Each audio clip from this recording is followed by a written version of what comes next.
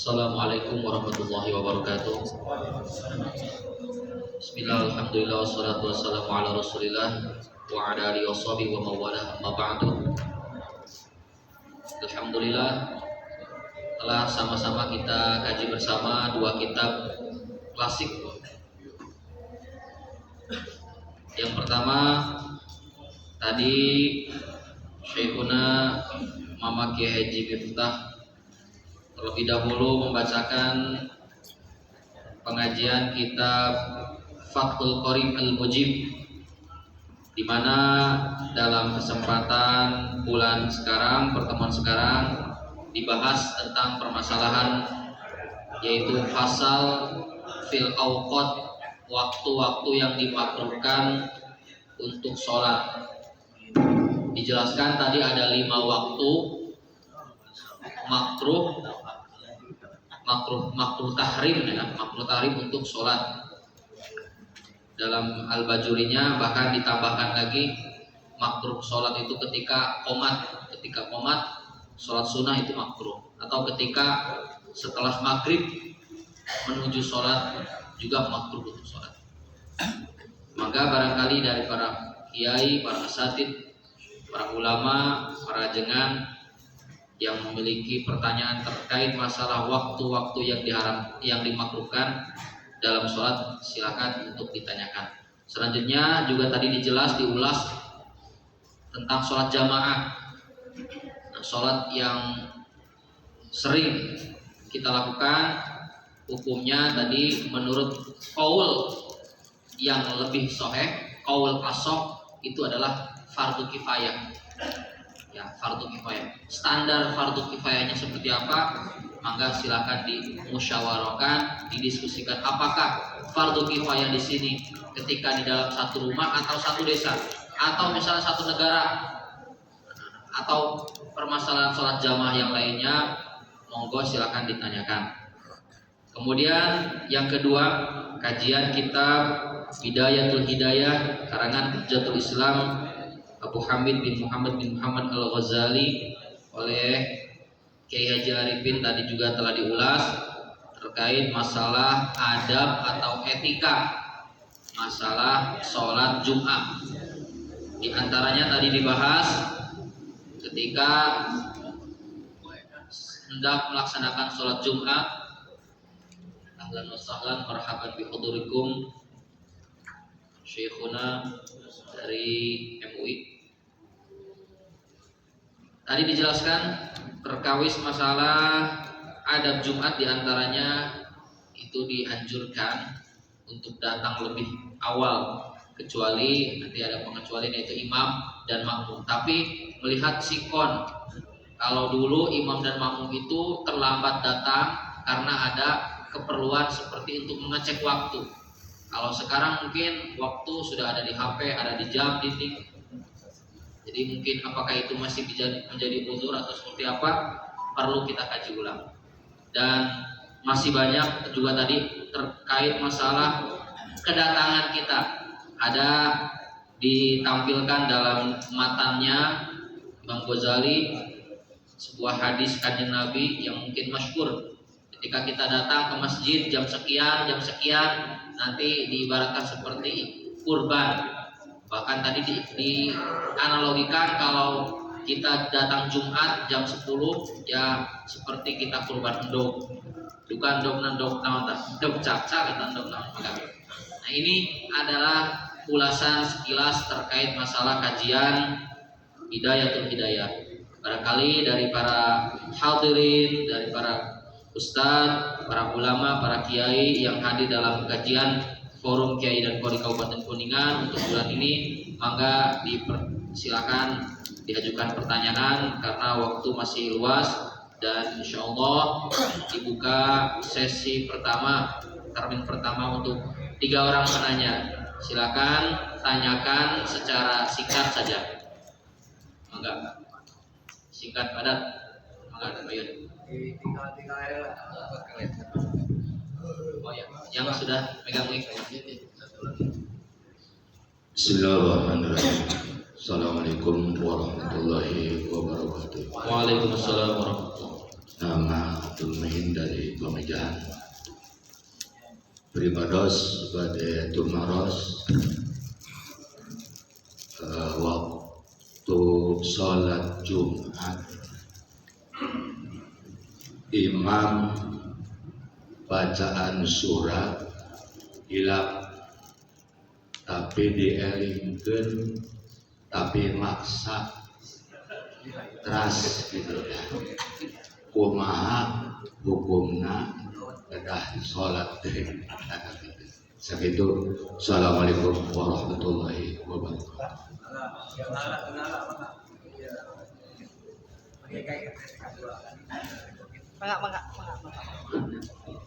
Assalamualaikum warahmatullahi wabarakatuh. Abdi nami Rahmat Rubiana di Desa Winsari, Kecamatan Saena. Engge ayeuna kirim kajian. Apunten kasuhun gitu ya. Seueur diparoskeun ngeunaan salat hukumna salat berjamaah kanggo istri di masjid. Tadi terus disinggung bahwa salat berjamaah kanggo istri oke sunah, nanging kumaha hubunganna aya nu nerangkeun yen istri mah salatna langkung afdol di bumi gitu eta hiji. Terus kedua perkawis salat sunat anu dilarang tadi di 5 waktos kumaha upami ayeuna kan suruk tadi disebutkan haram nalika orang sholat naon gini di waktos terbit paling poe. Nah itu. Nanya aya nu nerangkeun yen nalika urang sapoe salat subuh berjamaah teras urang itikaf di masjid dugekeun ka terbit paling poe ditutup ku salat 2 rakaat. Sedangkan 2 salat isyraq atau nabi salat suruk eta di antawisna kumaha hukumna. Tah sedangkan salat isyraq pas pan poe terbit gitu. Itu di antawisna. Tos saya sakitu terus nu kadua, nu katilu perkawis salat Jumat tadi bener.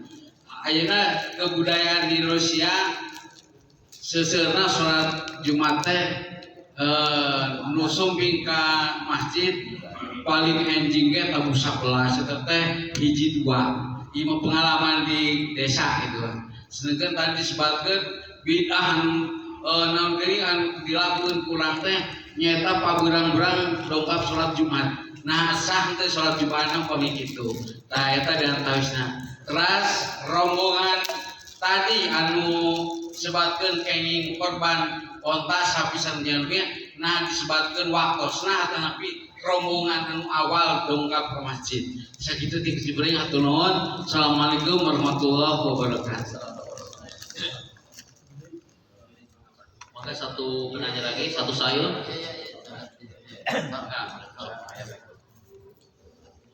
Assalamualaikum warahmatullahi wabarakatuh. Syukuring Ustaz di antara itu gagan pada tumaros tadi parantos kawalan muka hiji memperkawis isrok pada tumaros anu kaduana abdi teh pinaroskeun ketika sholat Jumat adan yang kedua teh Pak kan ngawitan kebijakan di zaman Tuhman bin Affan terus ketika kita mengumandangkan adzan pertama berarti di waktos eta teh nah atas lebat waktos duhur atau tidak ajan gitu saya lagi kan tadi disebutkan berarti ngawartosan rehna supaya merenang Jumat teh ulah paburang-burang deui gitu maksudna itu tadi antawisna. Terus dina sada acan Jumat urang teh ngalaksanakeun qobliyah Jumat. Pelaksanaan qobliyah Jumat teh saena urang dilaksanakeun saentos adzan pertama atanapi tos adzan kedua. Anu namun kitu mah. Manu eta Pak. Assalamualaikum warahmatullahi wabarakatuh. Waalaikumsalam warahmatullahi wabarakatuh. Ada banyak pertanyaan mungkin masih berhubungan dengan sholat. Yang pertama dari Ustadz yang tadi dari Kang Mijahan ya, mengenai sholat Jum'ah ketika imam itu lupa ya, kemudian diingatkan, tapi lupanya lupa dalam Fatihah atau lupa dalam apa? Surat. Jadi dalam suratnya, bukan dalam Fatihah. Dalam surat ya. Semoga misalnya itu kuliah bolak balik deh. Diingatkan, ternyata teruskan. Nah, ini apakah mempengaruhi akan kesahan sholat atau tidak? Mengingat karena surat itu kan sunnah dibaca, tapi tetap kita yang makmum mengingatkan dan imam ternyata lanjut aja bablas. Bagaimana dalam pandangan fikih? Maka barangkali dari kesemuan juga ada yang mau menjawab, monggo silakan dengan singkat-singkatnya.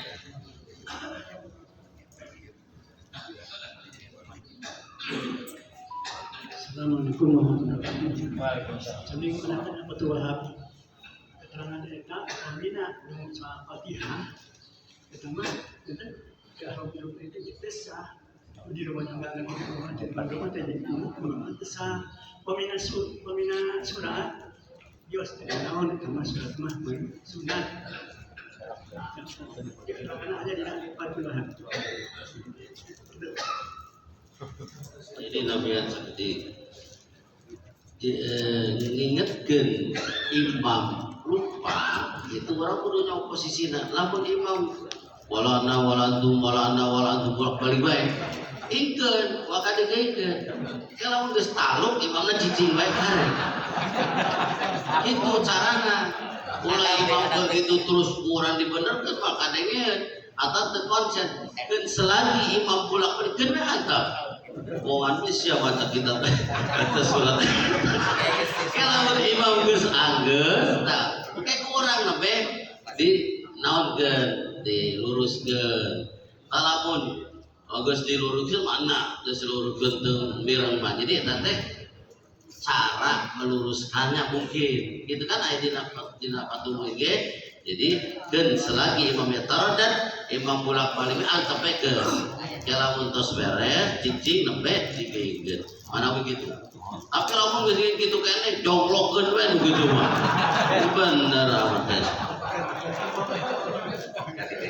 Jangan tadi perterusan anak apakah dari belakang tapi jangan itu dekat ada ulang itu mari kapung lo mengingatkan bahwa pada melaksanakan itu tilu ayat rukun, ayat sunat aman, ayat sunat hayat.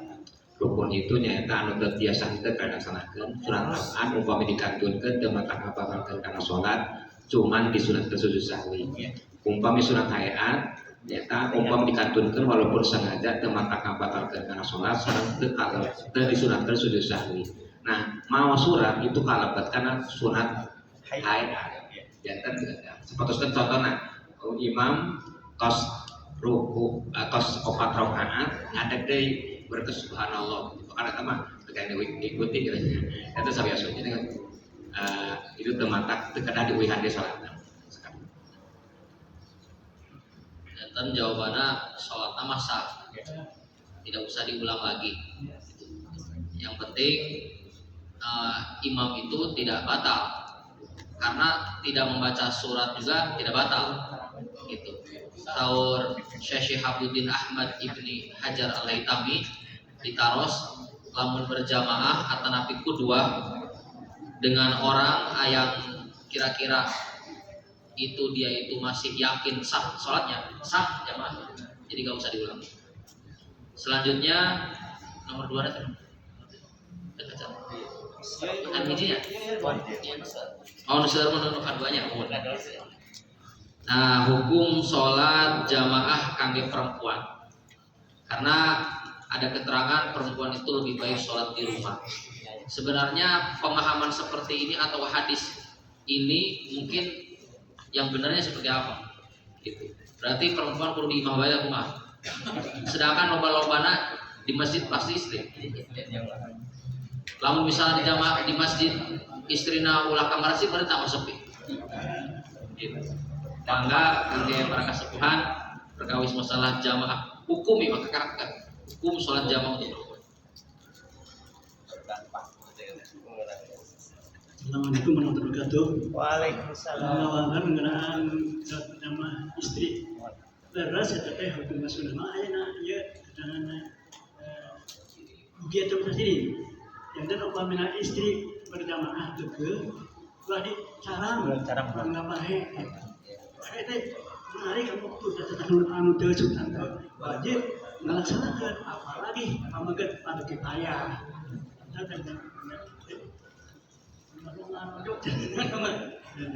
Terus kian jamaah istri itu diwajibkan untuk sudah wajib untuk kipayah.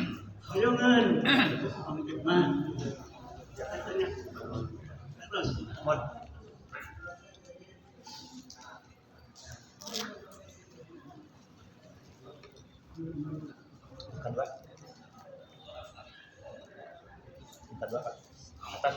Jantan naras tadi ditemukan pan namihan.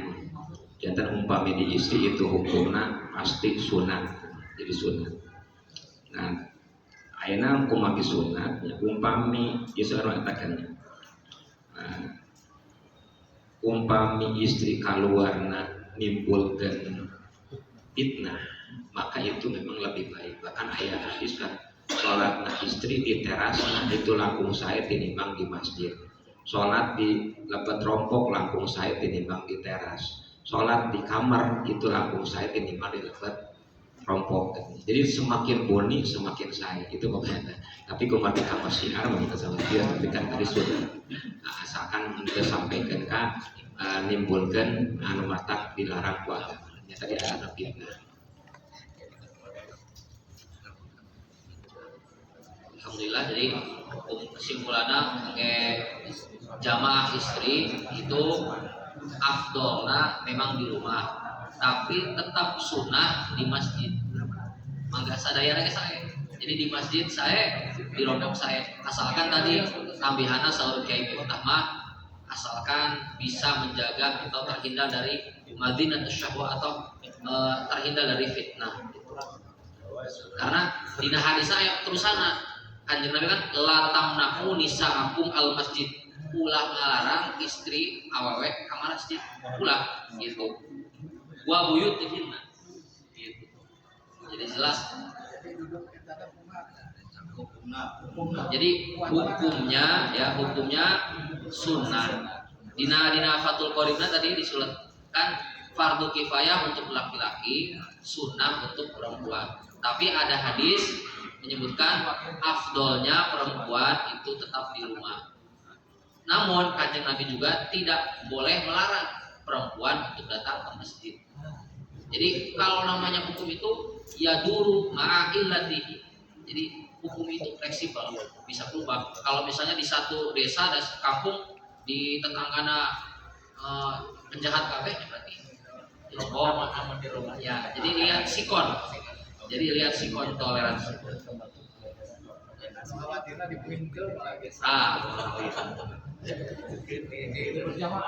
Jadi antum a'lamu bi umuri dunya. Mungkin ya betul. Seandainya istri itu hanya sendirian di rumah dan itu bahaya, keabdalannya apa bisa gugur gitu bagaimana? Sebut saya kan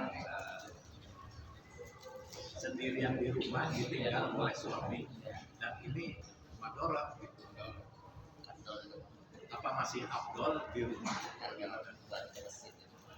Umpami makin hukumnya kaisi sunnah.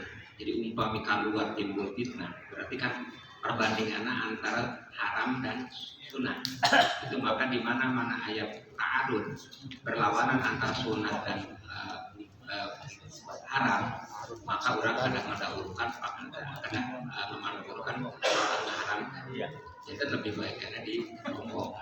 Umpami rokok itu kan, jadi tekan masuk itu kan berarti kan mau dosa karena itu sunnah. Tapi umpam keluar masjid ya, keluar di rompong ya tadi teh, bari melaksanakan sunah, tapi nu melaksanakan dulu haram, maka itu. Nakum saya kene data masjid dari umpami, tapi karena di bawah umpami keluar di rompong itu timbul fitnah. Sebenarnya timbul fitnah itu kalau karena larangan tidak agama. Tapi saya tadi teh, jadi umpami kurang timbul fitnah mah bakal kurang saya bakal sidang. Maksudnya dia punya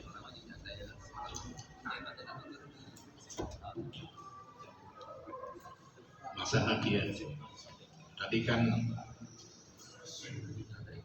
kamu istri sunnah di masjid dan afdol di rumah. Nah, ini juga mungkin karena dulu itu ada situasinya tidak memungkinkan untuk keluar pada masa itu. Nah sekarang begini, umpamanya di rumah cuma berdua suami istri. Nah terus si suami ke masjid malam nih, gitu ya. Terus si istri sendirian di rumah, padahal dia ingin juga berjamaah. Satu. Yang kedua, dia tinggal di rumah sendirian, dimungkinkan ada madorot. Ya gitu. Nah, apakah afdol di rumah ini masih berlaku atau afdol ke masjid ngudang sunnah? Madorotnya seperti apa? Contoh madorotnya? Ya umpamanya lingkungan tidak aman gitu ya. Gitu. Atau mungkin juga ada orang yang yang menggoda-goda kepada istrinya, ya sehingga tidak aman kalau ditinggalkan gitu. Contohnya seperti itu. Ini bagaimana? Ini bisa saja terjadi seperti ini di zaman kiwarit ya gitu. Jadi kami menunjukkan karena tadi jawabannya sebenarnya hukum perempuan sholat di masjid itu hukumnya ada 4, bisa sunnah, bisa afdol, bisa makruh, bisa haram. Kalau lihat kondisi seperti yang tadi Pak Kiai utarakan, itu tergantung juga apakah mendapatkan restu dari suami atau tidak. Itu pengaruh pada hukumnya. Kalau misalnya khawatir di rumah tapi nggak dapat izin ke suami, pokoknya di rumah aja, malah itu tetap harusnya di rumah. Jadi tinggal mencocokkan kemana ya. Justru suaminya itu khawatir, apalagi main settingan dengan siapa gitu. Ya udah kalau gitu berarti suami sama istri ajak ke masjid saja. Iya bagus.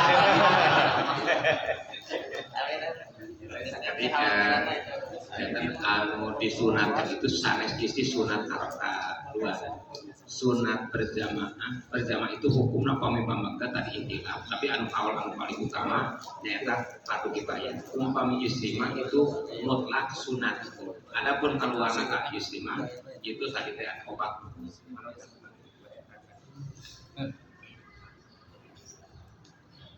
Jadi di zaman Nabi SAW ada seorang wanita, Nabi dipayun, minta istri dipangkat. Cek Nabi kemana aja? Berjamaah. Sarang anjen Rasul. Kemudian Nabi mencium wangian. Cek Nabi pulang aja, mandi aja. Gitu kan elanta gitu. Kemudian asbab burun Nabi ngawartoskeun salat na istri di bumi lebih baik. Lamun aya pelanggaran seperti tadi atau tidak diizinkan ku suaminya. Adapun cenah berjamaah jeung teu itu geus ngatur Allah. Lalaki nu kudu berjamaah. Kan lamun istri ka masjid la tamna'u nisa'akum atau dina riwayat la tamna'u ima'akum masajidallah. Lamun geus daya nu tadi saurang naon elat-elat kesalahan tadi. Jadi keluar di rumahna sudah pakai jilbab, udah make wangi-wangian. Aya dibawa ku salaki ari normal sareng Itu lo dijaga naik tanah. Kemudian ayat serang wanita, waktu nisa. Jadi utusan wanita, wahai Rasul, resepting laki-laki bisa berjamaah, gitu kan? Bisa jihad, bisa segala. Abi naut pahalana. Cek Nabi inna ta'adda balihinna. Sesungguhnya bakti ke suami bisa membandingi pahala-pahala tadi. Dan gitu. Jadi kembali karena kumaha kondisi al-hukmu yaduru ma'ilati wujuban wa wujudan wa adaman. Kemudian paling tepat asup kana kaidah. Jadi al-hukmu yataghayyaru bitaghayyuril azminah, al-hukmu yataghayyaru bitaghayyuril amkinah, al-hukmu yataghayyaru bitaghayyuril ashkhas. Itu kaidah asupan eta paling tepat kaidah eta. Hukum bisa berubah bitaghayyuril amkinah. Bagaimana kondisi situasi. Hukum bisa berubah bitaghayyuril azminah. Bagaimana keadaan waktu. Al-hukmu yataghayyaru bitaghayyuril ashkhas. Hukum bisa berubah bagaimana individu masing-masing. Contoh, di waktu hujan, musim hujan, orang taukap ke masjid, balik ke masjid, seueur genangan air, bahkan jelas yakin didinya sok aya budak modal segala. Berarti genangan air etan mungkin najis. Ya. Begitu orang lewat di musim hujan kena air eta hukumna makfu dimaafkeun. Tapi lamun eta cai kagecretna dina sinjah. Tapi lamun cai ngagecretna kana kepala kana peci teu dihampura karena beda tempat. Paham? Atau genangan air eta nempel kana sinjah tapi di musim kemarau. Eta teu dihampura deui eta. Contoh al-hukmu yataghayyaru bitaghayyur azminah. Mungkin kadinya lebih cocok nak masuk insyaallah.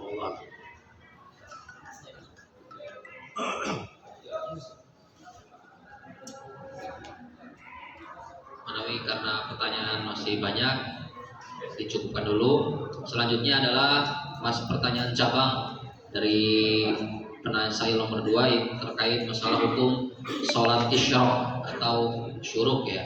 Oke. Karena tadi dijelaskan termasuk waktu yang dimakruhkan untuk sholat itu adalah waktu ketika setelah sholat subuh sampai terbitnya matahari. Nah, sedangkan sholat isyraq itu dimulai ketika terbitnya matahari. Jadi sebenarnya yang bagaimana yang benar? Salat isyraq itu ayat 2 pendapat. Jadi ayat sawal Imam Ghazali isyraq dan duha itu berbeda. Tapi umpamanya sudah menurut Imam Hakim dan isyraq sareng duha eta kene. Nah, waktuna sami. Jadi sawaktuna salat isyraq itu sami sareng waktosna salat duha. Nyaeta saentosna kaluar panon poe hatta tartabi'a qadarum hid. Janten sanes begitu keluar matahari tetap itu keluar matahari tetap itu makruh tahrim. Janten sanes berarti di sanes begitu keluar matahari maki ari nunjuk keluar bisa matahari mah itu haram. Kita tadi makruh tahrim. Janten sami itu kabebat karena dengan obat karena ketentuan tadi begitu. Kemudian jadi penggunaan sholat isyraq adalah tadi ada 2 pendapat. Ayatkan itu kedua pihak. Namun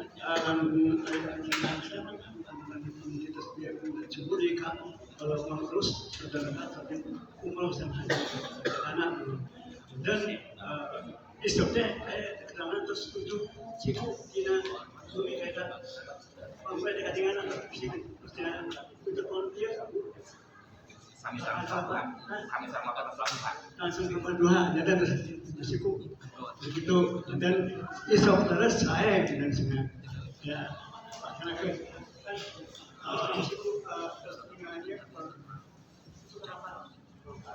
atas sampai isyraq.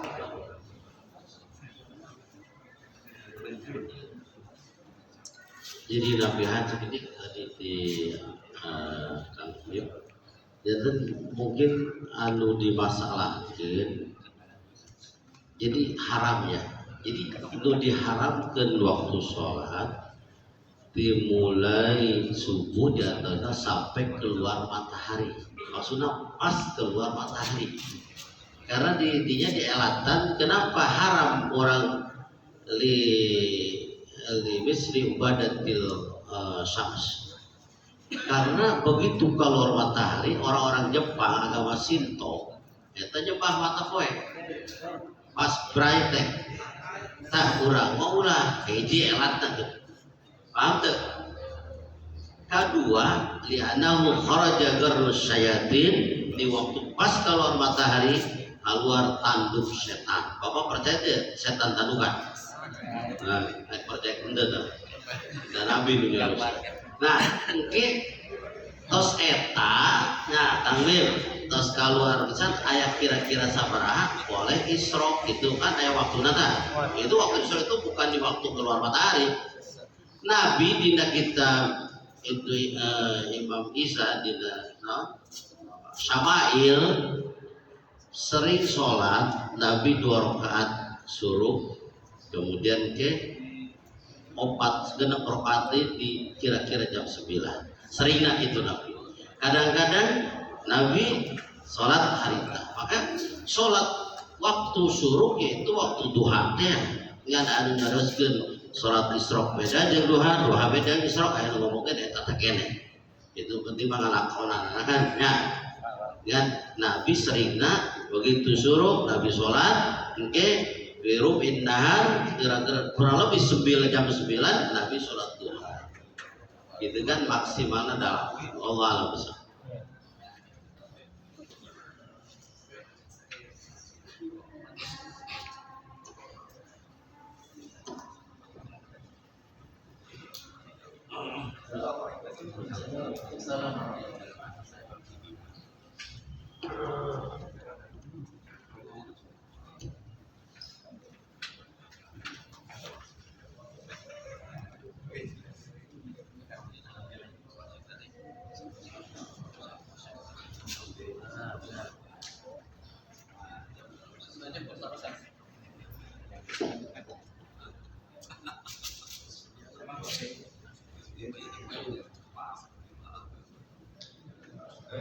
Alhamdulillah marhaban ahlan wassalam bihudurikum kepada Ketua PCNU Kabupaten Kuningan Abah Aam dan juga Hadian selaku Sekretaris Sekretariat Kabupaten Kuningan.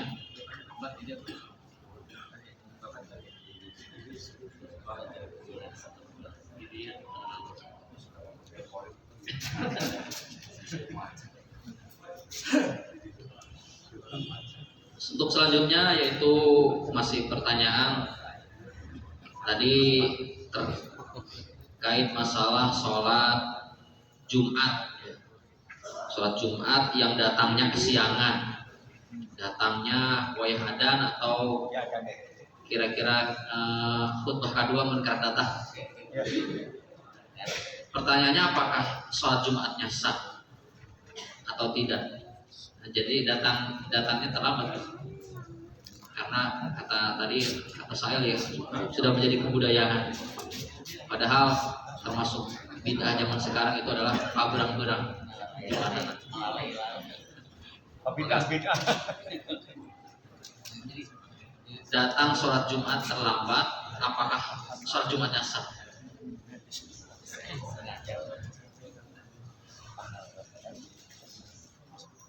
Langsung kayak mana ini kebetulan jantan tadi diuningatkan bahwa sholat Jumat itu minimal orang kena ngiring sarokaat sareng imam. Jadi sana siang tapi umpami sareng ngiring berjamaah sareng imam sarokaat itu sah. Umpami tadi diuningatkan memang sunatnya kan tadi diuningatkan kena di awal itu agama anu fadilah. Jadi umpami secara fikih mah gitu ya. Secara fikih mah dia asalkan tos ngiring sareng imam satu rakaat itu sah.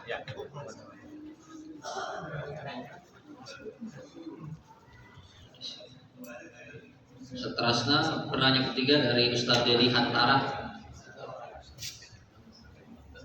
Tadi pertanyaan pertama masih sama terkait masa Isyraq. Yang kedua, adzan Jumat ke-1.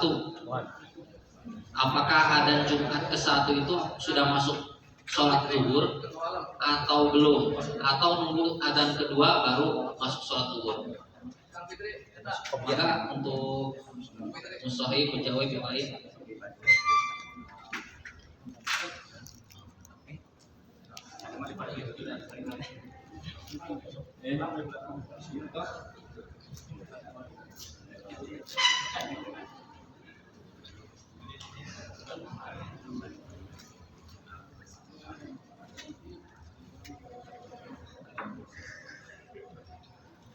Adzan ke-1 ya.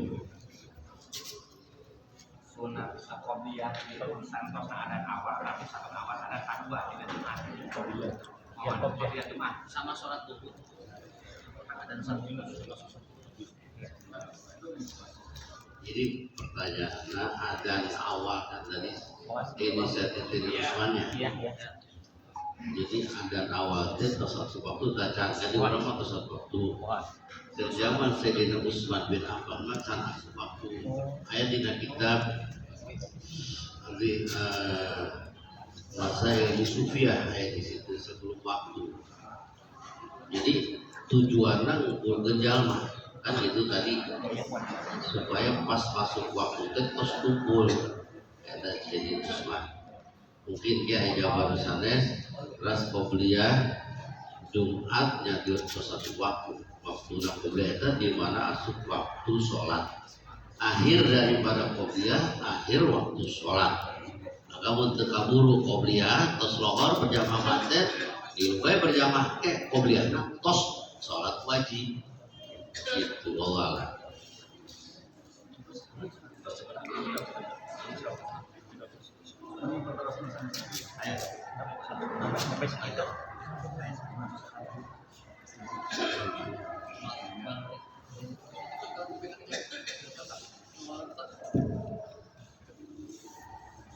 Untuk selanjutnya adalah termin kedua, dibuka lagi 3 penanya. Barangkali ada dari para masyayikh dan ustaz tanya. Monggo silakan. Mikna punten.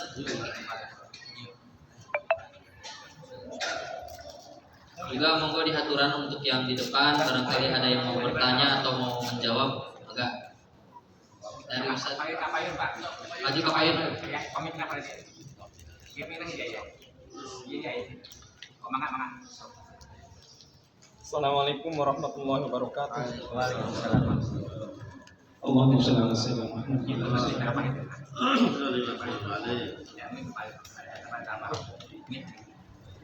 Apunten rada ngalungan seperti dina hiji waktu simkuring nguping murang kalih anu sarakola di sebuah SD Islam terpadu menuju Nyarani. Di antawis kata-katanya terdapat di atas ada Allah. Simkuring nguping eta ucapan ngaraos peryogi ngobrol sareng guru-guruna.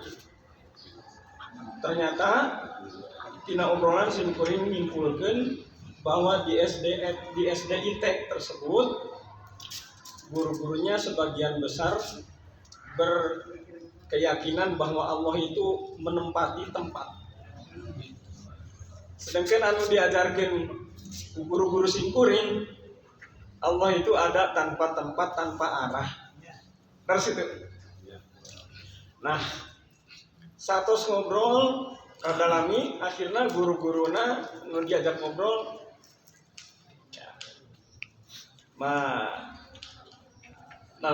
mengakui bahwa itu sebuah kekeliruan. Tapi kemudian bertanya, sering aya pertanyaan di murid, di anak-anak, Allah itu ada di mana? Nah, bagaimana kita menjelaskan kepada anak-anak? Itu diantaranya. Dan itu saja. Giliran yang lain bang. Atur nuhun. Wassalamualaikum warahmatullahi wabarakatuh. Waalaikumsalam.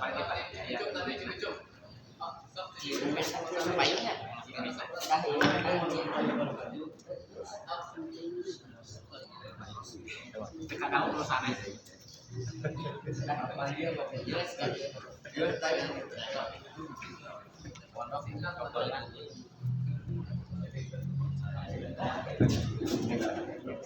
Atur nuhun waktu sana parantos di Pasir Indonesia Kuring manawi mung hiji we lah nu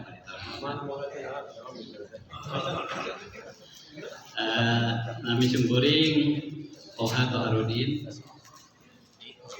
di Cibitung upami sawar sanes mah topik banget teh AA begitu aki-aki bagi pancuna parantos 24 tahun dengan aki-aki manawi anu baritoroskeun hiji wae waktu simkuring nyepang tugas aya salah sawios desa mau disebatkeun desana manawi di 3 desa di masing-masing kecamatan gitu upami saparosna Jumat teh seolah-olah mau ada teh diwajibkeun mungkin penjelasan malih pakai kanggo sadayana atur nuhun perhatianna. Assalamualaikum warahmatullahi wabarakatuh.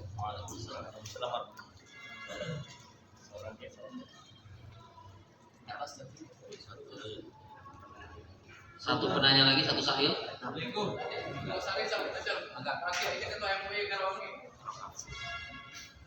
warahmatullahi wabarakatuh.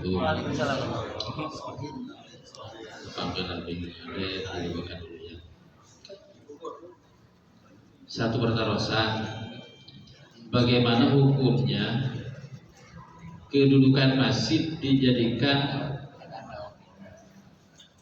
madrasah? Itu aja cukup. Bagaimana hukum dari sesara qadhiyah gitu. Terima kasih banyak. Allahu'a'lam. Baik, ada 3 sahil. Pertanyaan pertama ini mengenai masalah akidah ya. Tadi ada sebuah deskripsi di sebuah institusi pendidikan, ada sebuah mungkin jingle atau nyanyian yang mana nyanyian tersebut seolah-olah menempatkan Allah atau seolah-olah bahasanya itu redaksinya Allah itu berada di mana gitu. Nah, sedangkan pemahaman Ahlus Sunnah wal Jamaah Allah maujudun bila makan, Allah ada tanpa tempat. Setelah diinterogasi ngobrol katanya memang kekeliruan. Nah, pertanyaannya itu bagaimana sih sebenarnya cara kita menerangkan kepada anak atau kepada orang awam Allah itu di mana?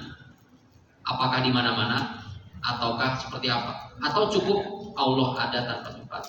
Mungkin butuh penjelasan yang singkat, yang simpel dan yang soreh. Maka mungkin dari ketua PCNU ataupun dari ketua Jatman.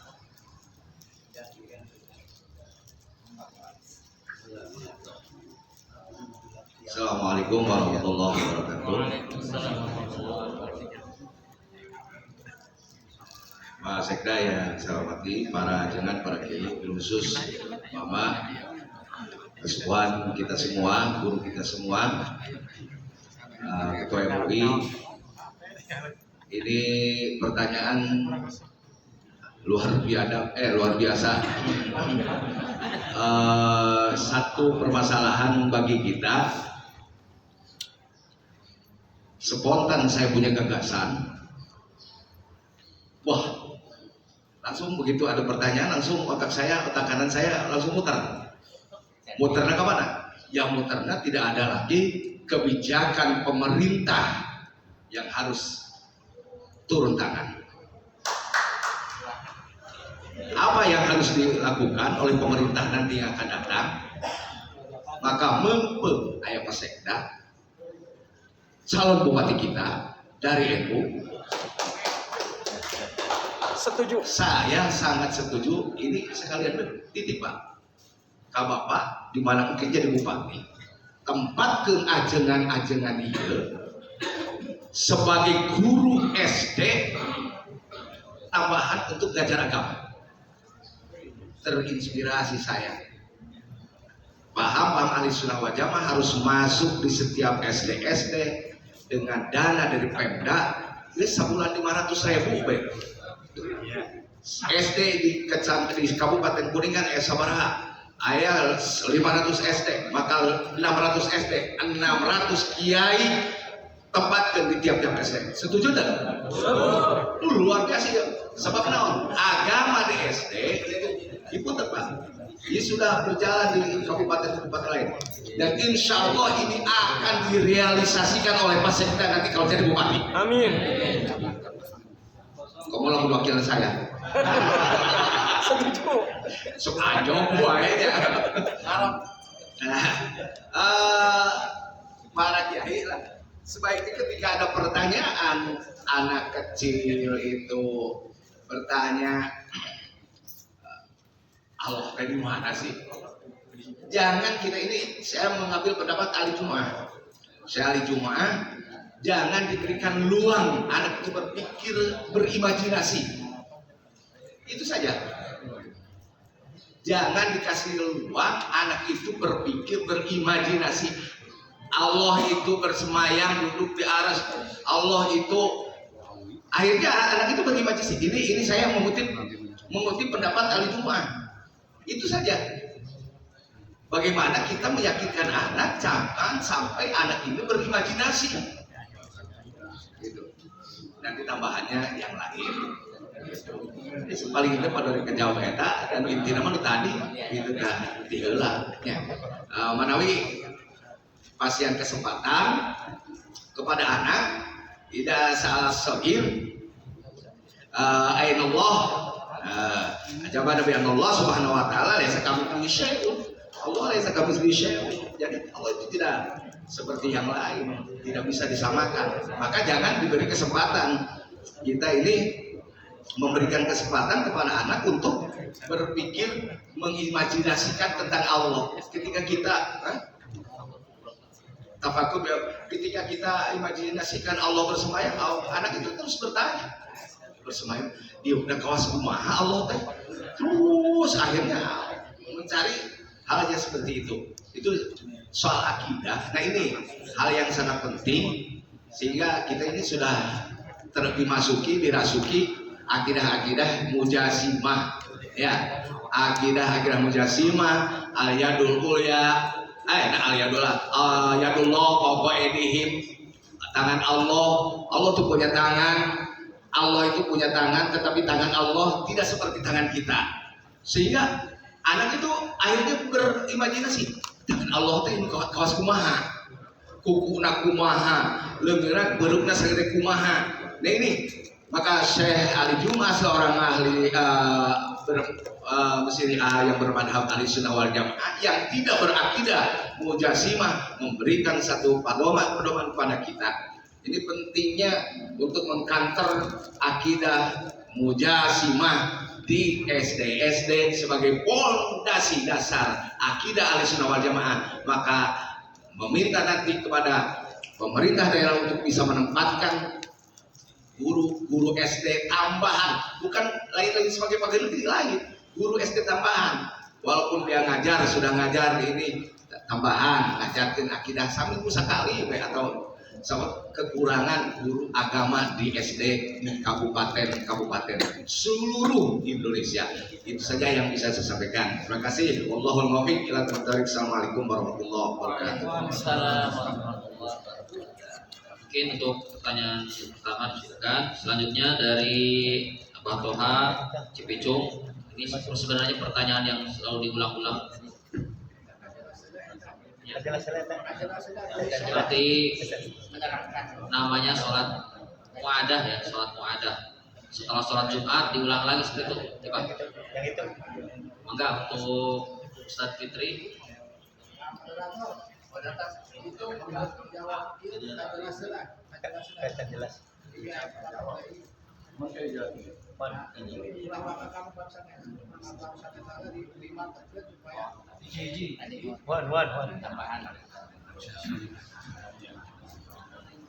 Jadi ketika ada pertanyaan bahwasanya Allah di mana, Ya kita jawab Allah ada tapi tidak butuh tempat, dan tidak butuh tempat. Loh kok masa ada sesuatu yang ada tapi tidak bertempat? Ini pernah terjadi ditanyakan oleh orang ateis terhadap Abu Hanifah. Dia pernah berdebat ateis dengan kaum Aswaja Ahlussunnah wal Jamaah, yang saat itu memang saya tidak bisa menjawab. Kemudian Abu Hanifah yang kemudian masih sangat muda, ketika ditanya Allah di mana? Allah ada nggak? Allah ada. Kalau ada di mana? Allah ya tidak butuh tempat. Tidak dikatakan di mana tidak. Allah tidak butuh tempat. Allah ada tapi tidak butuh tempat. Loh kok bisa? Allah ada tapi tidak butuh tempat. Kemudian kata Abu Hanifah, bagaimana mungkin sesuatu yang ada tapi tidak memiliki tempat? Kemudian Abu Hanifah mengatakan, buktinya itu ada pada dirimu sendiri, ada pada badanmu sendiri. Apa? Pada badanmu ada ruh nggak? Ada. Ruhmu di mana? Di kepala, di badan, di kaki, di tangan, apa di mana? Yo ada, bukan nama ada. Ya makanya ini bukan tasbih antara Allah itu seperti ruh, bukan. Bahwasanya ada sesuatu yang ada tapi tidak butuh tempat, apakah di barat, di selatan, di timur. Jadi Allah itu ya ada tapi tidak butuh tempat. Buktinya di badan kita juga ada. Di mana? Ruh kita itu di mana? Kan kita nggak bisa mengatakan ruh di kepala, ruh di tangan, ruh di dada, ruh di kaki, ruh di perut. Nah, maka itu jadi hanya tasbih semacam itu. Hanya tasbih semacam itu yang mungkin bisa dicerna oleh anak, sehingga tidak, bagi anak pun tidak ada imajinasi bahwasanya tidak akan ada tasbihul khaliq bil makhluk. Jadi tidak tasbihul khaliq bil makhluk. Cukup dengan seperti itu, kenapa? Oh iya ya ada. Kemudian mantapkan dengan tijan daruri nantinya. Jadi nanti kita mantapkan dengan tijan daruri. Itu saja. Terima kasih.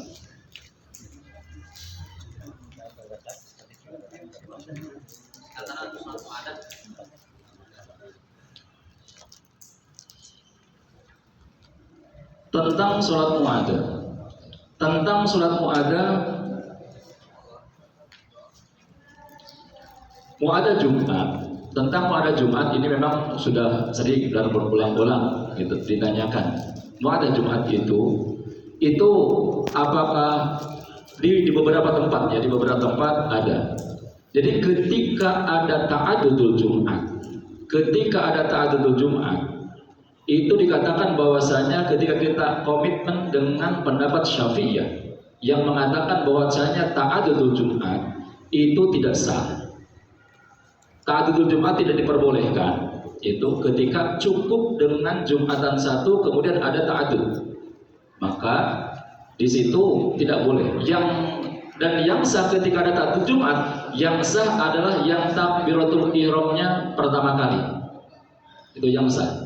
Yang kedua, yang selanjutnya itu tidak sah. Kalau takbiratul ihramnya bareng bersama-sama, tidak sah semuanya. Gitu.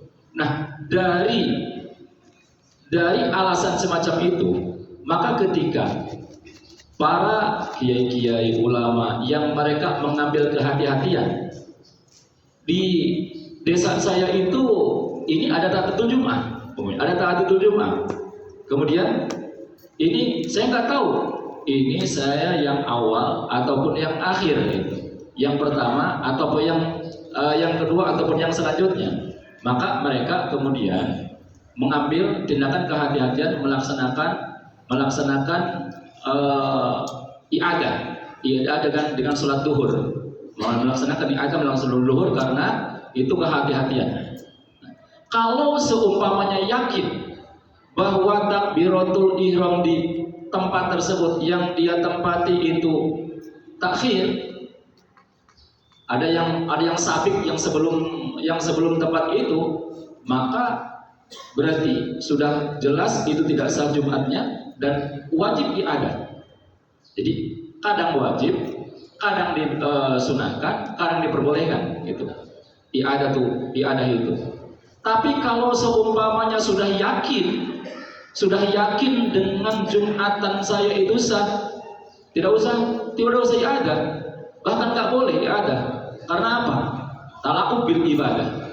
Karena kalau sudah anggap yakin Jumatan saya itu sah, maka kalau iadah Jumat, iadah duhur, ya Jumat ada dengan duhur, maka itu hukumnya tidak boleh karena dianggap talaqub bil ibadah. Jumatnya sudah sah.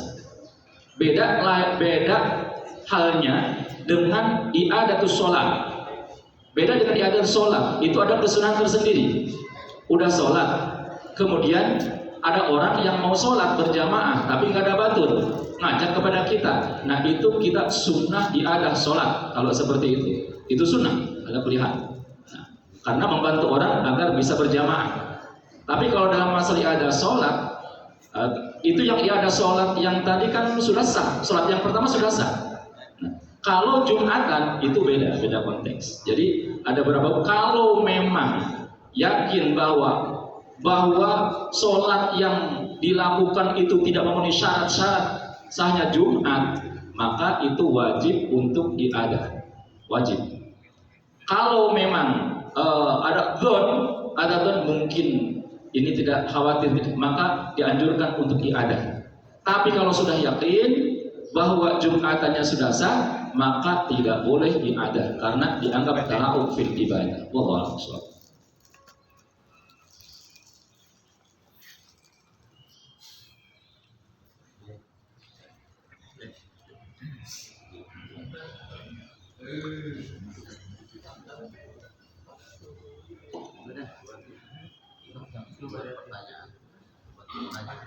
Jadi kesimpulannya untuk pertanyaan-pertanyaan tadi ya, jadi untuk masalah akidah insya Allah sudah clear ya Pak. Jadi ketika ada yang mengatakan atau anak kecil atau orang awam mengatakan Allah di mana, katakan Allah itu ada tapi tidak bertempat atau tidak butuh tempat.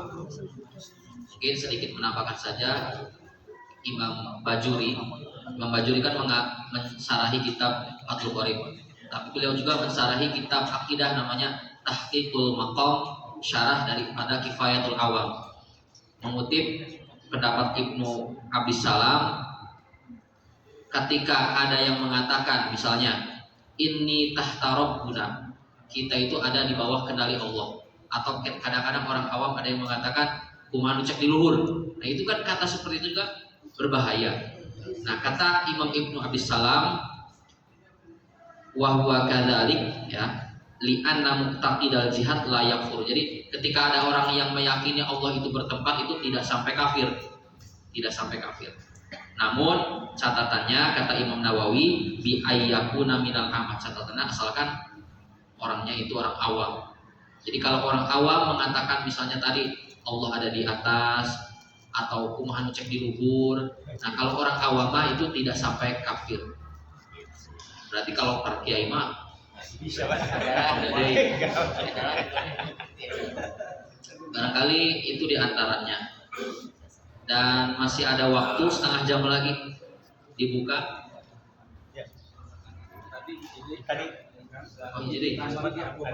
Oh masalah hukum kedudukan masjid dijadikan atau dianggap dipakai ya, masjid jame atau masjid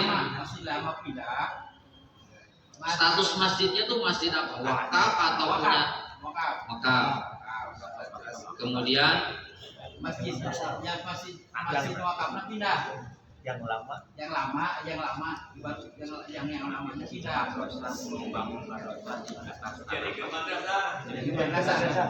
Sebentar, ini pertanyaan harus dikelirkan dulu, dikerucutkan. Ini ada masjid wakaf.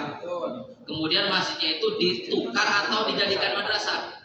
Maksudnya yang masjid wakaf itu pindah sholat Jumatnya yang baru. Berarti pertanyaannya beda. Ada dua tanah, masjid yang lama, masjid yang tanah yang baru. sholat Jumatna jamaahna di baru yang baru, di Bangka. yang lama dijadikan madrasah. Kedudukan madrasah itu kan dibangun di atas tanah masjid. Ini pertanyaannya spesifiknya sih hukum memindah masjid. Gunakan Ya itu pertanyaan yang kedua. Ya maka barangkali dari kesepuhan mengenai masalah wakaf juga ini penting, masalah masjid ya. Jadi bagaimana hukum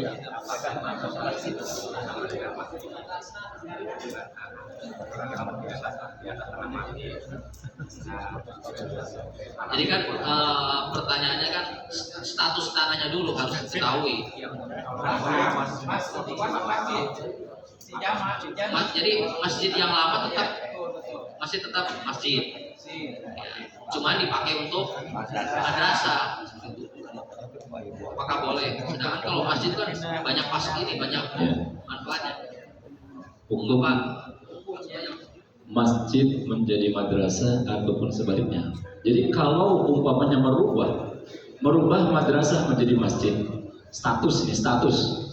Jadi merubah wakaf madrasah jadi masjid. Ada madrasah wakaf dijadikan masjid, atau ada wakaf masjid dijadikan madrasah. Kalau merubah status wakafnya nggak boleh. Merubah status wakafnya nggak boleh. Tapi kalau seumpamanya ada satu masjid, kemudian dia wakaf masjid, tapi digunakan madrasah ngaji, kegiatan keagamaan dan yang lain sebagainya. Tapi status masjidnya tidak berubah, hanya digunakan untuk pengajian kayak di sini. Ini masjid kita pengajian di sini, nggak masalah, nggak apa-apa. Jadi yang tidak boleh itu merubah status wakaf. Jadi disebutkan la yajuzu tabyiru waqfi ala hayati. Termasuk bentuknya. Umpamanya bentuknya bentuk masjid, diganti bentuknya menjadi bentuk madrasah, nggak boleh. Ala hayati, hayahnya itu nggak boleh. Nah, jadi statusnya itu yang tidak diperbolehkan status. Kalau masalah penggunaan, pemanfaatan, ngaji, pengajian, madrasah, ngaji barudah di masjid itu boleh. Gitu. Dalam satu riwayat disebutkan bahwasanya ngararopi di masjid bukan nggak apa-apa gitu. Itu. Pak disebutkan udah lah. Kemudian hukumnya gimana? Contoh sama nikah habis anu naroskeun. Sapertoskeun hukum antara status ayeuna masjid ieu. Itu lantai bawah. Kumagi ayeuna gantenkeun semacam anu namanya teh aula ya. Bahkan seueur anu beranggapan itu bukan masjid. Apakah hukum betul itu seperti itu? Sehingga kumagi beranggapan gitu seueur jalmi anu itu lebet ka lantai bawah. Apakah gimana itu hukumnya? Assalamualaikum warahmatullahi wabarakatuh. Waalaikumsalam. Pak Sekda yang saya hormati, Pak Ketua PCNU, para masyayikh, juga hadirin. Mohon maaf sebelum menambahkan apa yang ditanyakan. Mohon maaf saya datang terlambat. Saya ditugaskan oleh Pak Kepala Kemenang untuk menghadiri acara ini karena beliau ada acara di Bandung. Kebetulan tadi jam 9 saya membuka dulu acara pelatihan guru madrasah diniyah di Pelhut, jadi datang terlambat. Sekali lagi mohon maaf. Terkait dengan apa yang tadi disampaikan masalah masjid dipakai madrasah, ini menurut hemat saya, mohon maaf kalau salah, mohon bimbingannya. Kalau lihat dari sejarah pendidikan Islam, dulu ada yang disebut hutam. Itu di situ adalah satu bangunan yang memang multifungsi, seperti madrasah Nizamiyah yang ada di Baghdad dan lain sebagainya. Jadi fungsi masjid itu bukan hanya usisa ala taqwa, tapi dikembangkan di dalamnya adalah adanya pendidikan-pendidikan. Jadi ketika zaman dulu itu masjid bukan hanya tok untuk ibadah, termasuk adanya kutab itu jadi diselingi untuk terjadinya pendidikan dan pengajaran gitu. Ya. Kenapa saya katakan pendidikan dan pengajaran? Memang pendidikan dan pengajaran itu berbeda. Kalau pengajaran itu butuh waktu dan tempat, tapi kalau pendidikan di mana saja, termasuk bapak-bapak yang mempunyai pondok, ini kan terjadi pendidikan dan terjadi juga pengajaran begitu. Tapi kadang-kadang suka ada masih kekeliruan dalam hal redaksi bahasa. Mohon maaf, kemarin saya visitasi dari Kementerian Agama RI ke salah satu pondok, ada kurikulum mata pelajaran Jurumiyah. Itu menurut versi dari Kementerian Agama kalimatnya agak keliru. Jadi kalau mau mata pelajaran Nahwu Shoroh, referensi kitab Jurumiyah. Jadi ngajar ke nahwu nate dina kitab eta. Jadi referensi mah bisa Jurumiyah, bisa Ibriti, bisa Alfiyah, kitab fikihnya bisa Mang Haji Abidin dan lain sebagainya begitu. Jadi menurut hemat saya multifungsi masjid itu bisa dijadikan tempat pendidikan. Atau nuhun wallahu muwaffiq ila aqwamit thoriq. Wassalamualaikum warahmatullahi wabarakatuh. Waalaikumsalam warahmatullahi wabarakatuh. Jadi ini sangat penting bisa, kemudian sering diulang-ulang. Jadi intinya Nabi Hamid di Ustadz jadi wakaf. Sayyidina Umar bin Khattab pernah wakaf tanah Khaybar. Kata Nabi, innahu malun rabi. Waduh, itu tanah nu hebat, asetna kunaon diwakafkeun. Tapi ditampil ku Nabi terus masyarakat saraid.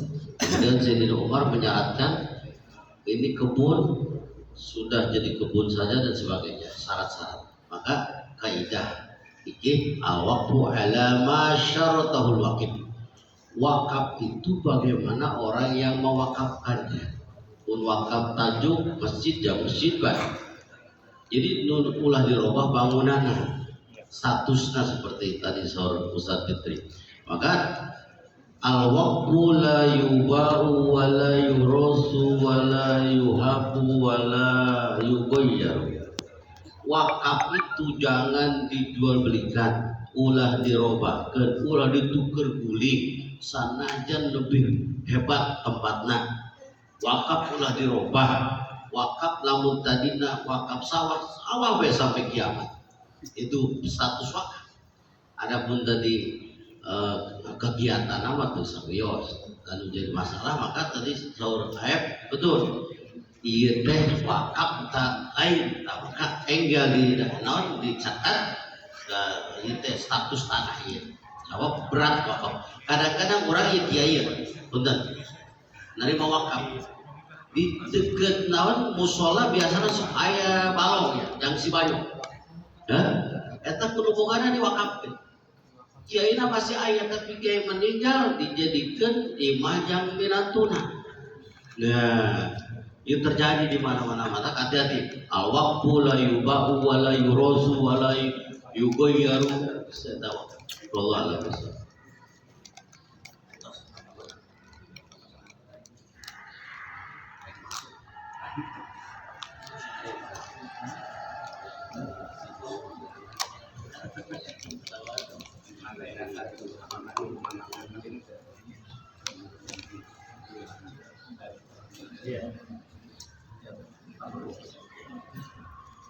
Jadi gini, dalam kitab Fathul Mu'in itu disebutkan bahwasanya jika ada bangunan bertingkat lantai 1, 2, 3, 4, 5 tingkat umpamanya, kemudian yang lantai 2-nya itu diwakafkan untuk masjid, maka lantai 2, 3, 4, 5, 6 dan seterusnya ke atasnya itu fi hukmil masjid.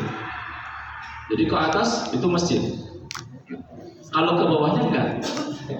Kalau ke bawahnya enggak. Coba dibuka lagi di Nafatul Muin.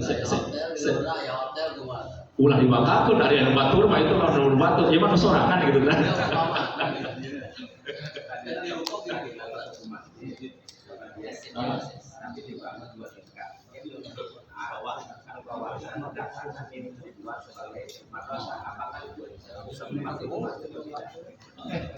Jadi ini, jadi yang bawah masjid, tadinya tahu wakaf masjid, kemudian dibangun ke atas.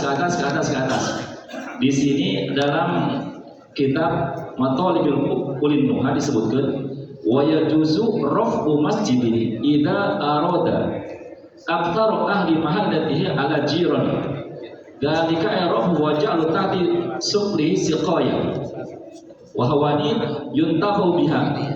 Jadi ketika ada satu masjid kemudian sudah masjid ya, statusnya masjid, kemudian para penghuninya berkehendak untuk ditingkatkan, memang karena sudah banyak, kemudian ditingkatkan. Itu wa yajuzu rafu masjidin idza arada aktsaru ahli mahallatihi ay jirani dzalik. Kita memang dikehendaki seperti itu, maka boleh. Kemudian wajah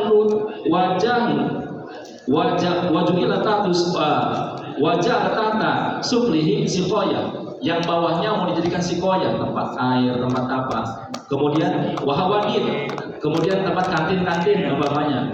Yuntafau biha, yang memang digunakan untuk kemanfaatan masjid itu. Maka wadhairu anhu yajuzu, itu wadhairu anhu yajuzu dijabi wa nahwi jurus bitin rahwani. Jadi kalau masalah statusnya tetap masjid, gitu. Statusnya tetap masjid. Tapi kalau memang dibutuhkan seperti itu, kalau menurut pendapat di sini itu dibolehkan. Allah. Ya sedikit ini tentang perwakapan. Kebetulan ada Badan Wakaf Nasional, ada Badan Wakaf Kabupaten Kuningan, ketuanya Kiai Agus Romli, Bendahara TCNU Pak Kiai Agus itu adalah ketua Badan Wakaf. Ketika wakaf itu kita sering mengabaikan ada undang-undang wakaf yang sangat mengikat sekali, yang mengatur tentang perwakapan, sehingga kita ketika menyalahi undang-undang wakaf ini bisa berbahaya kepada kita. Dan ketika wakaf itu sering terabaikan, maka undang-undang wakaf yang berbicara. Ada wakaf, Bapak dikasih wakaf, kemudian kalau wakaf itu kan bukan ngasih ke kiai. Ketika wakaf itu sejatinya adalah menyerahkan tanah itu kepada Allah kembali. Yang diserahi itu bukan pemilik. Awas ini sering terjadi di tengah-tengah kita. Yang diserahi tanah wakaf itu bukan pemilik, tetapi sebagai nadhir, sebagai orang yang diberi kewenangan oleh wakif untuk mengelola tanah wakaf. Ketika seorang nadhir diberi wakaf, diserahi wakaf, kemudian dalam jangka 1 tahun tidak bisa digunakan. Contoh, seorang wakif memberikan tanah, tolong ini saya wakafkan tanah untuk masjid. Ketika 1 tahun tidak bisa dilaksanakan, 2 tahun tidak bisa dilaksanakan, wakif boleh mengganti nadhir. Mengganti nadhir boleh, itu menurut undang-undang. Bukan membatalkan wakafnya, bukan. Contoh, saya ke Pak Kiaan saya wakaf tanah ini untuk pembangunan pesantren. Dalam jangka 2 tahun, 5 tahun, contohlah itu Pada Mulia kasusnya. Kasus Pada Mulia ketika hampir 8 tahun tidak bisa dilaksanakan, ahli waris wakif itu boleh menggantikan nadhir. Maka saya dipanggil karena sesuai dengan undang-undang wakaf boleh diganti. Nah, nggak kekebak kan saya. Zamannya Abah Aang, leungit tanah wakaf. Siga leungitnya timur-timur zamannya Habibie. Waduh, akhirnya saya berpikir ini harus dibangun. Alhamdulillah bisa terbangun. Artinya boleh si wakif itu gantikan. Karena kiaan nggak bisa, ganti nadirnya ke Ki Aep. Nah, perubahan nadir itu melalui kantor urusan agama. Kantor urusan agama memberikan surat kepada Badan Wakaf Kabupaten Kuningan. Nanti Badan Wakaf lah yang menentukan perubahan itu. Jadi Ki Agus punya otoritas untuk bisa merubah. Jadi wakaf yang tidak jalan bisa diganti nadirnya. Contoh lah dia para kiai pikiran imah teh aya wakaf tapi teh gawat kita tanah wakaf teh saha uruskeun ke KUA bereskeun bisa dirubah ganti ieu. Soal hukum nu tadi diganti eta mah lihatlah dalam kitab saya mah baca kitab anu heubeul maka kitab anu ayeuna we kitu nya. Fatwa Majelis Ulama ada di Fatwa Majelis Ulama, terus Wahbah Al-Juhaili ada dalam Al-Wakaf wa Ahkamuha fil Fiqhi itu ada. Silahkanlah tentang perubahan status. Kalau wakaf di dalam Al-Wakaf wa Ahkamuha fil Fiqhi, Wahbah Al-Juhaili menekankan lihat niatnya wakif. Itu aja. Lihat niatnya wakif. Yang kedua, ada persetujuan dari otoritas terkait ulama setempat. Jadi ketika pertanyaan dari bekas masjid menjadi madrasah, itu niat wakif harus menjadi pertimbangan. Sebab itu yang menentukan. Perpindahan ini lebih spesifik kepada madhab Syafi'i. Sebab di dalam madhab yang lain boleh seperti apa yang dikatakan oleh Ki Ibin, ketika wakaf itu ditentukan gulingkan boleh saja, gitu. Boleh saja. Dalam madhab yang lain ada keterangannya. Dia tinggal pilih bae jangan gampang gitu. Gitu. Oh, itu obat madhab gitu. Ada yang bertanya tadi kata kalau 1 tahun tidak diberikan bagusnya apa itu nadirnya bisa diganti. Ini sudah saya sebutkan di Cibitung. Pak Sekda itu sudah sering ke sana. Saya tahu lah gitu. Jadi saya mewakafkan lah gitu. Tapi 3 orang, santurinya banyak. Tapi dia berkembang pindah ke tempat yang lain. Sekarang dipakainya cuma ya mingguan aja segala macam itu. Bagaimana Kiai? Apakah nanti bisa diganti atau gimana solusinya? Dan Pak ini bertemannya pesantren ya Maman. Itu tadinya kan saya mengatakan kepada dia santri banyak, jamaah banyak, yang mengembangkan tapi tempat yang lain. Sekarang cuma dipakai rembuan saja. Dan ini bagaimana solusinya? Karena waktu kemarin juga ya. Jadi kesemuan jadi wakaf dan ayat wakaf jihad tahrir umum seperti tadi saudara kesepuhan ayat jihad muayyan wakaf tu ala zaid ayat nu langsung ke mana lamun ayat ke munqatil awal munqatil akhir gitu jadi tadinya ke panjang lamun wakaf ke seseorang muayyan itu bisa diganti lamun umum kan nadir tadi kita boleh bebas. Kemudian tadi di dalam wakaf madhab lain bisa dirubah juga masih ada syarat seperti darurat sebagainya gitu kan. Jadi lamun bapak wakaf ka jalmi eta kemudian jalmi eta na maot geus mun kotil lahir jadi terus pindah di kenaon ka wakif lamun muayyannya hanya buat nadirnya aja. Berarti lain kan aya wakif, aya mukuf aleh, aya nadir gitu. Ari nadir teh lumurun. Lamun mukuf aleh anu diwakapan. Wakif nu ngawakafkeun, mukuf diwakafkeun teh naon barangna kan.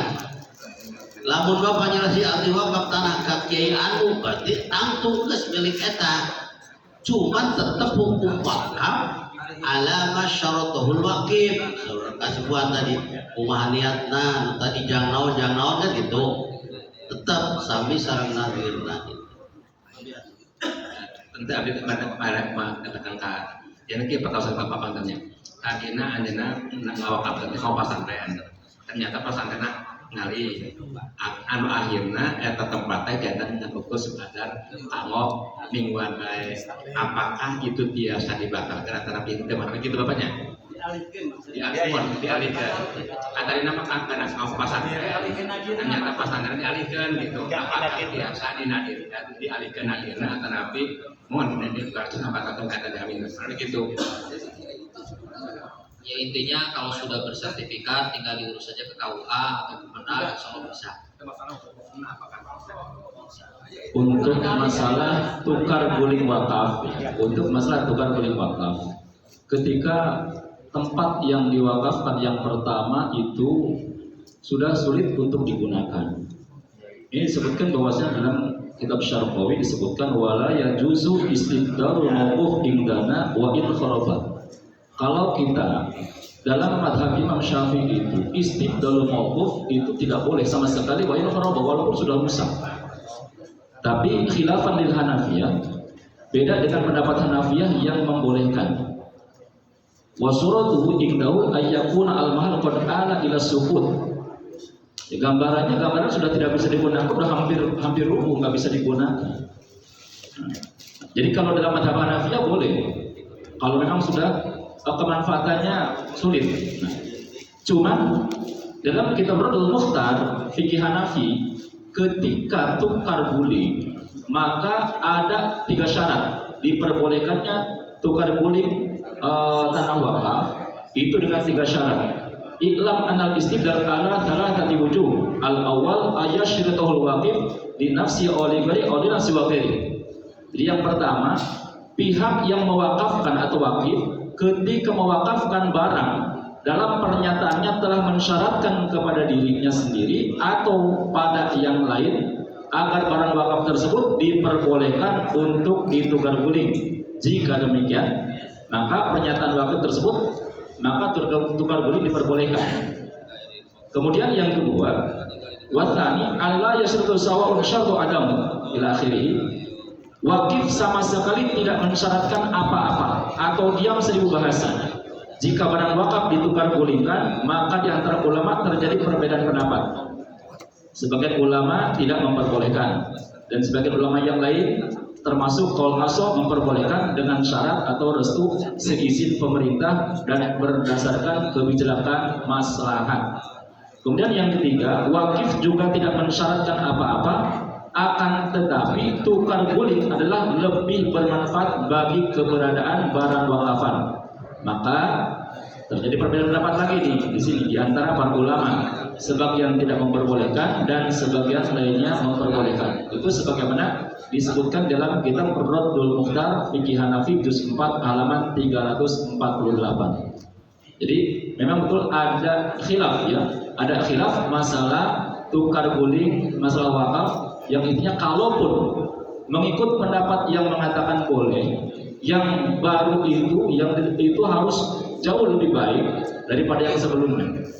Wallahu a'lam. Intinya baik Pak Kiai, intinya boleh atau tidak menarikan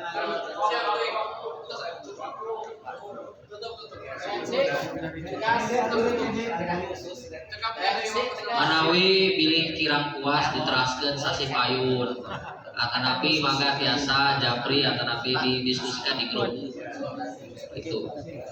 Alhamdulillah acara kajian 2 kitab Turots seterusnya musyawarah akan api bahsul masail tos kurang sami-sami laksanakan tidak kesempatan ayeuna begituna mangga urang sami-sami lajengkeun kana acara saterasna nyaeta pembacaan ayat suci Al-Qur'an anu mana dina kesempatan ayeuna kangge Kiai Haji Oji Mukhroji waktos sareng tempat diaturan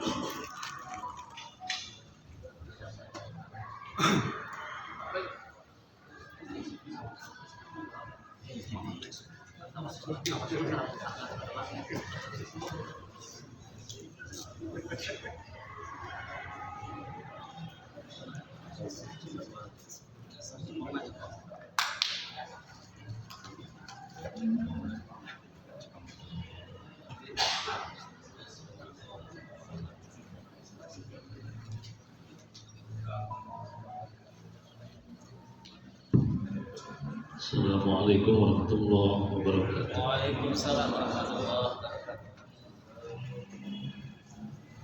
A'udzu billahi minasy syaithanir rajim.